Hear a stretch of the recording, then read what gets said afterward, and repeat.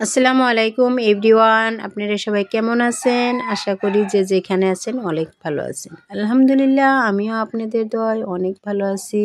Chicken দিয়ে আলু রান্না করব। দেখুন, সব কিছু আমি রেডি করে নিলাম।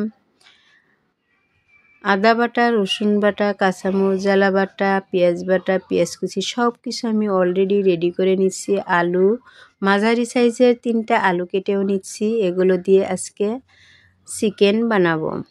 সুন্দর একটি ভিডিও নিয়ে আপনাদের সামনে হাজির হলাম। আশা করি ভিডিওটি আপনাদের অনেক ভালো লাগবে। এখানে দেখুন, সামান্য তেল দিয়ে আলুগুলো আমি ভেজে নিচ্ছি। তেলে সামান্য হালকা করে আলু ভেজে নিলে চিকেন অনেক টেস্টি হয়।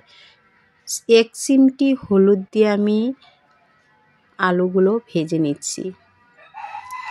আজকের ভিডিও অনেক ভালো হতে চলেছে। আপনারা স্কিপ না করে পুরো ভিডিওটি দেখবেন।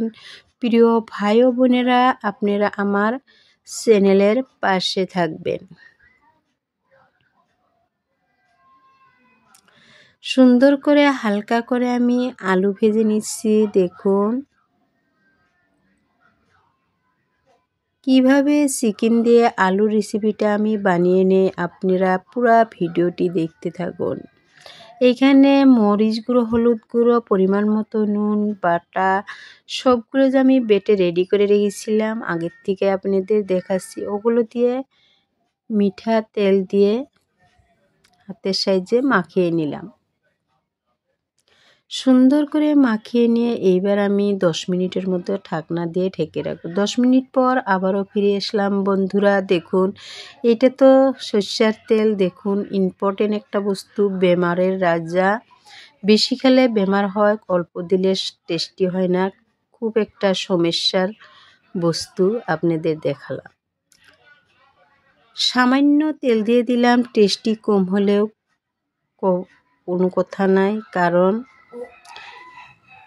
এই তেলটা বেশি দিলে অনেক বেমারের প্রয়োজন হয়। সেই জন্য সামান্য তেল দিয়ে দিলাম। আর তেল গরম হওয়ার পর পেঁয়াজ কুচিও দিয়ে দিলাম, দেখতেই পেয়েছেন। এবার লাল হওয়ার পরে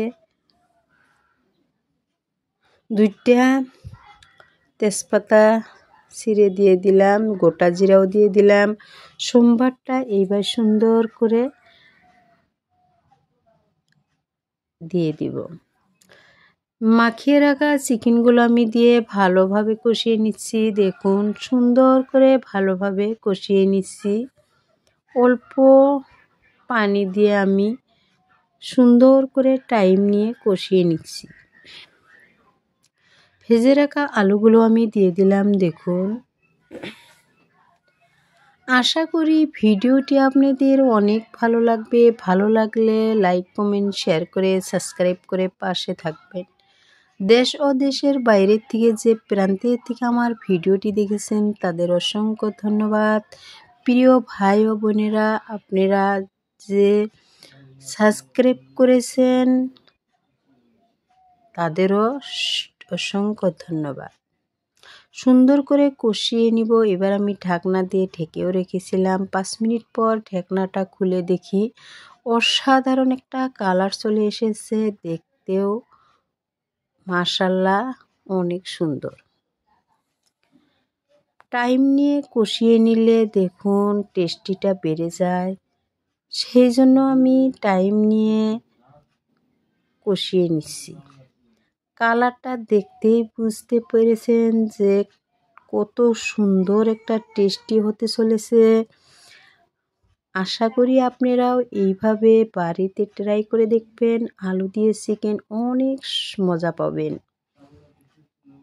এবার আমি ঝোলের পানি দিয়ে দিলাম। বন্ধুরা দেখুন, যেহেতু আলু দিয়েছি, অল্প ঝোল থাকলে টেস্টিটা অনেক বেড়ে যাবে।